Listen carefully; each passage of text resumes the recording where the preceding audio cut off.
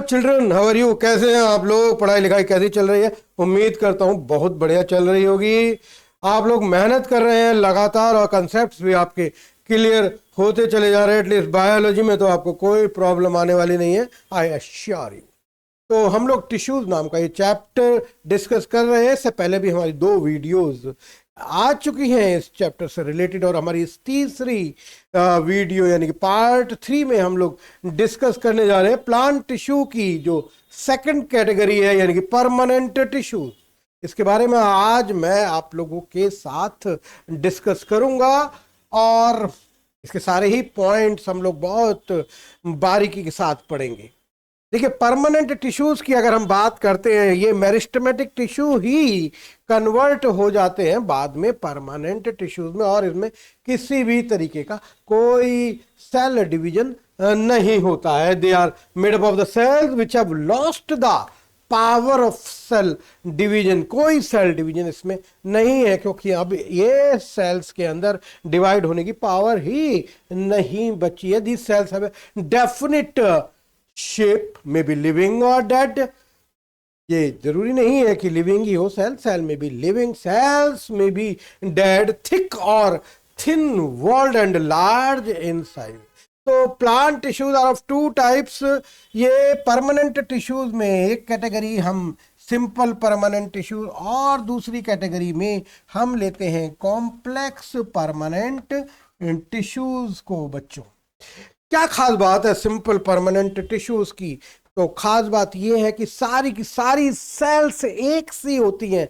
They have all similar sales.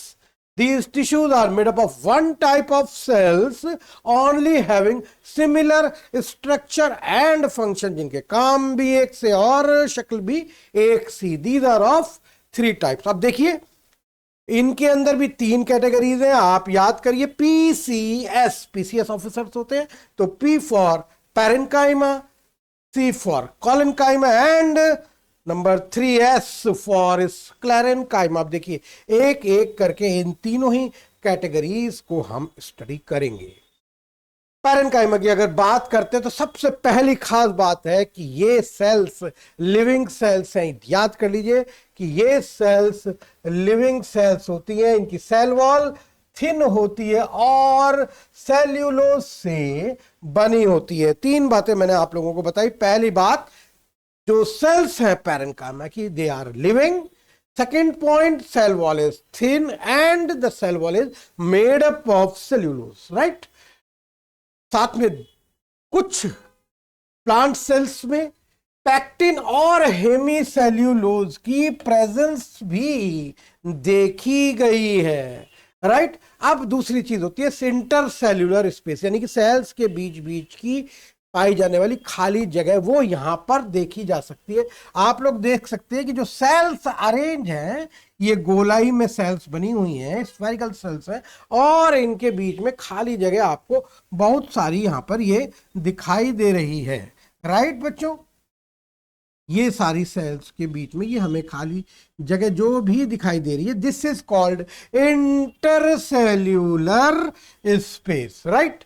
तो बाकी तो सेल वॉल, न्यूक्लियस, साइटोप्लाज्म, ये सब सेल के ही पार्ट है, लेकिन इनके बाहर की जो खाली जगह है, इसको हम इंटरसेल्यूलर स्पेसेस कहते हैं बच्चों। तो intercellular spaces are present due to which the cells are loosely packed, बहुत ज्यादा टाइटली पैक्ड नहीं हो पाती हैं। They are present in cortex and pith of the stem. Stem का जो कॉर्टेक्स वाला पार्ट है, बाहरी पार्ट, सेंटर का पार्ट नहीं, उसके बाहर का पार्ट, और रूट्स में ये, और साथ साथ पत्तियों की भी कुछ मेसोफिल सेल्स में ये पाई जाती हैं। आगे डिटेल में हम लोग ये भी डिस्कस करेंगे, लेकिन फिलहाल सबसे पहले आप इसका स्ट्रक्चर डिस्कस कर लेते हैं। स्ट्रक्चर्स में कोई प्रॉब्लम नहीं आनी चाहिए। खास बात यही है कि इंटरसेलुलर स्पेसेस यहां पर प्रेजेंट होते हैं और इसीलिए सेल्स टाइटली पैक्ड नहीं होती हैं। चलिए आगे चलते हैं, पैरेन्काइमा के फंक्शंस की बात करते हैं। क्या क्या कार्य करती हैं ये पैरेन्काइमा टिश्यूज? सबसे पहली बात, store and assimilate food, other nutrients and water.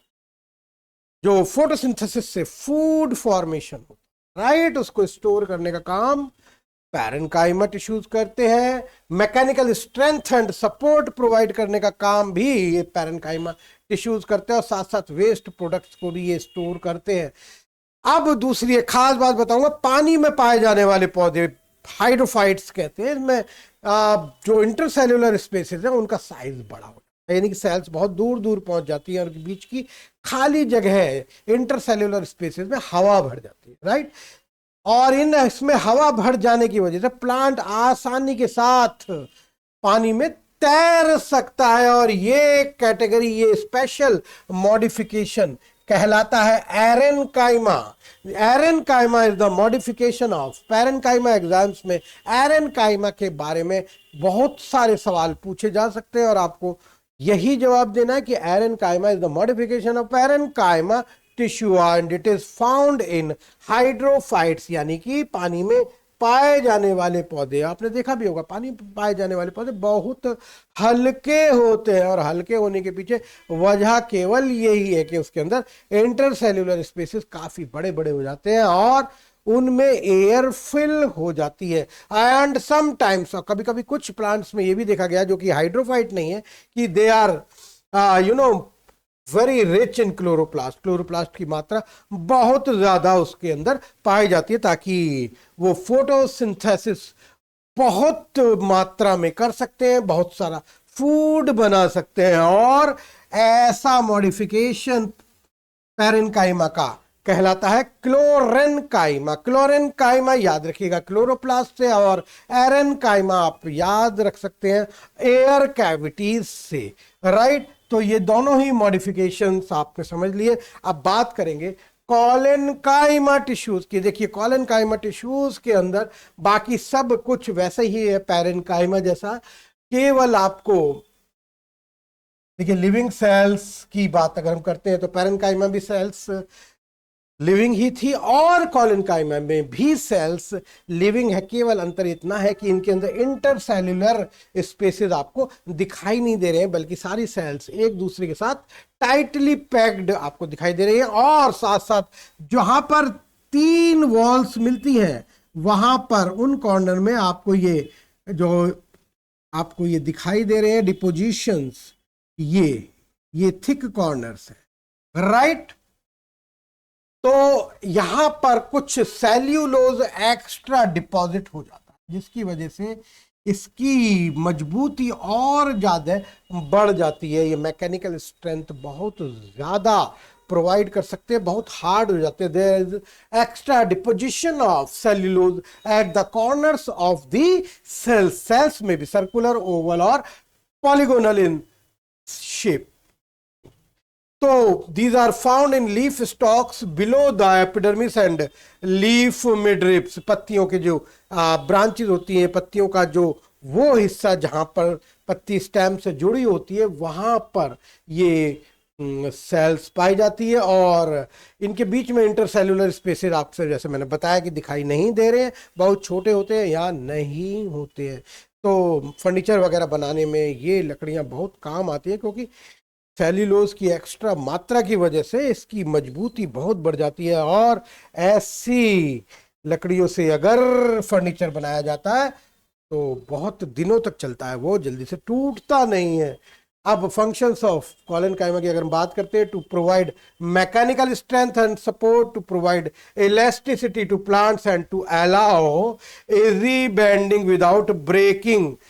आराम से बैंड भी हो जाती है और फिर सीधी हो जाती है पत्तियां। ये इसके जो तने हैं टूटते नहीं है। अब स्क्लेरेन्काइमा की बात करते हैं। तीसरी कैटेगरी है स्क्लेरेन्काइमा टिश्यूज की, है डेड सेल्स है। स्क्लेरेन्काइमा बहुत स्ट्रॉन्ग सेल्स होती हैं, बहुत हार्ड। नारियल आपने देखा होगा, कोकोनट के बाहर जो बाल होते हैं ना उनको उखाड़ना बड़ा मुश्किल होता है, राइट। वो स्क्लेरेन्काइमा के ही बने हुए होते हैं। रस्सियां बनाने के लिए जो जूट इस्तेमाल की जाती है, जो आप लोगों ने रस्सियां देखी होंगी पकड़ के लटक जाते हैं बिल्डिंग्स पर भी लोग, सब स्क्लेरेन्काइमा टिश्यू से ही बनती हैं क्योंकि बहुत ही स्ट्रॉन्ग फाइबर है ये। तो they provide strength and mechanical support to the plant. These consists of dead cells with lignified cell wall.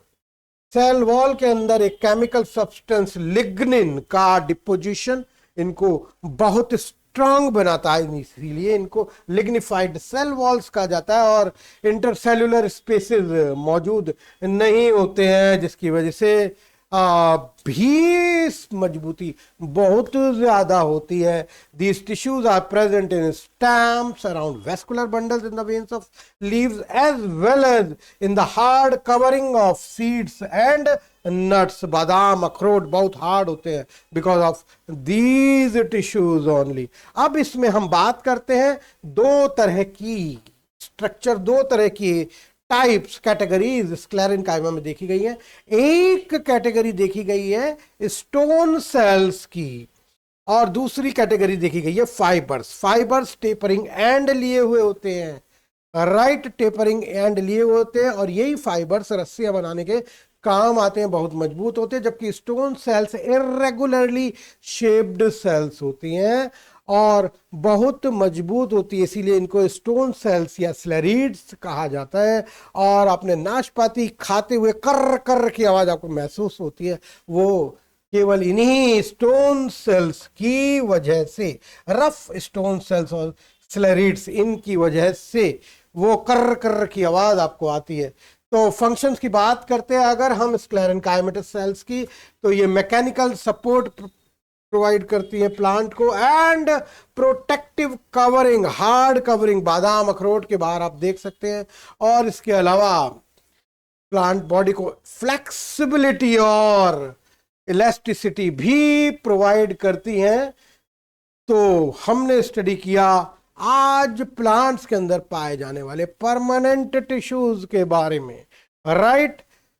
मैं समझता हूँ सारी बातें आपको क्लियर हो गई होंगी। अगर क्लियर नहीं हुई है तो एक बार फिर से वीडियो देखिए, मेरा वादा है एक बार में आपको समझ में आ जाएगा और आप लोग क्वेश्चंस भी सॉल्व करते हैं। किसी दिन हम एक स्पेशल वीडियो बनाएंगे जिसमें हम इस चैप्टर के बहुत सारे क्वेश्चंस स्टडी करेंगे बच्चों। तो बने रहिए आप लोग हमारे साथ आचार्य कॉर्नर में और करते रहिए लाइक, सब्सक्राइब और follow. Thank you very much.